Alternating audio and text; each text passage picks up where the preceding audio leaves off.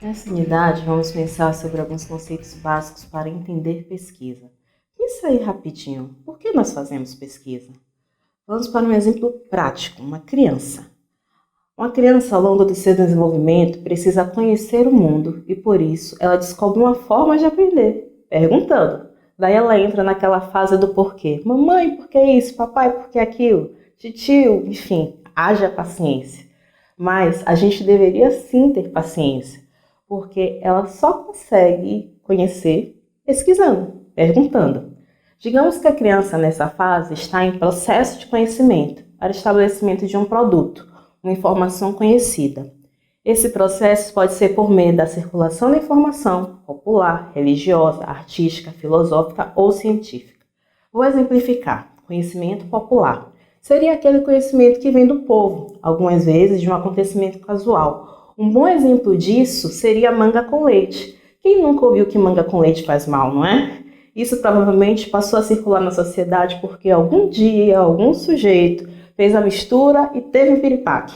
Aí alguém viu e fez a associação e contou para outra pessoa, que passou para outra pessoa e outra, e lá vai o conhecimento sobre manga com leite se tornando produto. Quantas outras histórias assim você não conhece, hein?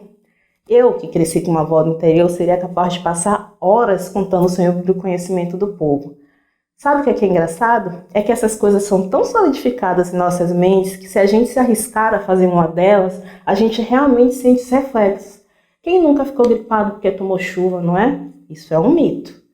Vamos para um outro conhecimento que eu adoro e faz parte da nossa sociedade brasileira com muita força: o conhecimento religioso. Ele é aprendido da mesma forma que o conhecimento popular, mas envolve um elemento a mais, a fé religiosa, ou seja, acreditar associando a uma divindade. É aqui que entra, por exemplo, a noção de que Deus criou o universo, ou que o mar se formou dos seios de Iemanjá, ou a existência de uma vida após a morte. Cada um acredita baseado em suas convicções religiosas. O ponto fundamental e importante que nós nunca devemos esquecer é a necessidade de respeito. O mundo é tão grande, dá para cada um acreditar no que quiser, cultuar o que quiser e respeitar o que a pessoa do lado acredita e cultua. Outro conhecimento é o filosófico. Ele nasce basicamente da reflexão, da racionalização. Na história da humanidade, vários filósofos deixaram sua marca. Quer ver? Penso, logo existo. Só sei que nada sei. O inferno são os outros. São alguns pontos de conhecimento filosófico. Já sobre o conhecimento artístico, aparece por meio de uma experiência artística, como o nome diz. Quem nunca aprendeu um dado histórico assistindo um belo filme ou pensando no estilo de época de uma determinada pintura ou romance? Acho que todo mundo já assistiu, por exemplo, Carlota Joaquina, Princesa do Brasil. Tem alguns fatos históricos ali da chegada da família real que são realidade. Um outro exemplo são os livros biográficos, como o Diário de Anne Frank. Por fim, chegamos no conhecimento científico, o nosso personagem principal aqui na disciplina. A principal característica dele é a existência de um método. O que seria isso? A melhor forma de explicar é com uma receita. Sabe bolo? Bolo tem uma sequência de ingredientes que precisa ser seguida para ele dar certo. E não só lá, como a gente diz aqui na Bahia. A ideia do método é exatamente essa: seguir um passo a passo, capaz de determinar que a minha experiência em uma determinada área atinja um fim, gere um produto.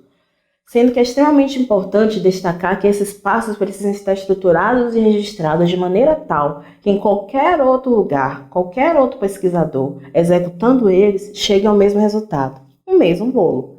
Vamos pensar em um exemplo prático. Digamos que nasce uma planta no meio da nossa sala na faculdade, um solo completamente inapropriado para ocorrer tal fato. Precisamos seguir um caminho determinado por uma área de conhecimento, como a botânica, por exemplo, capaz de estudar esse fenômeno e deixar os nossos passos registrados para qualquer outra pessoa que vivencie a mesma experiência consiga seguir e chegar ao mesmo resultado. Talvez você esteja se perguntando assim: mas professora, se eu precisarei seguir os mesmos métodos para chegar ao resultado, isso significa que a gente segue sempre fazendo os mesmos tipos de pesquisa? Mais ou menos. A ideia é aplicar o mesmo método a objetos diferentes. Vamos exemplificar de novo. Quando eu faço as minhas pesquisas em acervo, por exemplo, eu chego no acervo e aplico o mesmo método de pesquisa, mas tenho objetos de estudo diferentes. Isso me filia à ciência. Entretanto, é claro que eu posso chegar a um acervo e revolucionar a metodologia. Isso se firmaria com uma nova metodologia de pesquisa, e é o caminho convencional das evoluções científicas. Mas, professora, o que eu faço para escolher com que eu quero trabalhar? Bem, a determinação da escolha dos passos tem, primeiramente, uma ligação com a ciência e, claro, com a visão que o pesquisador tem relativa a algum objeto.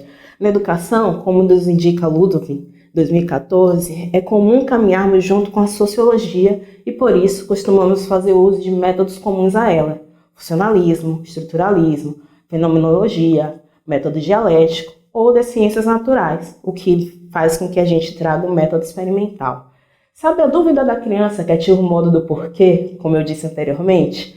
É hora de você ativar o seu modo do porquê e pensar na sua dúvida, na sua área de pesquisa. É para responder ela que você deve trabalhar. Com ela nas mãos, olhe para o que os outros pesquisadores já estudaram, veja como estudaram e então parta para o seu caminhar de pesquisa. Nos vemos no próximo vídeo conversando um pouquinho sobre a norma para a construção dessas pesquisas.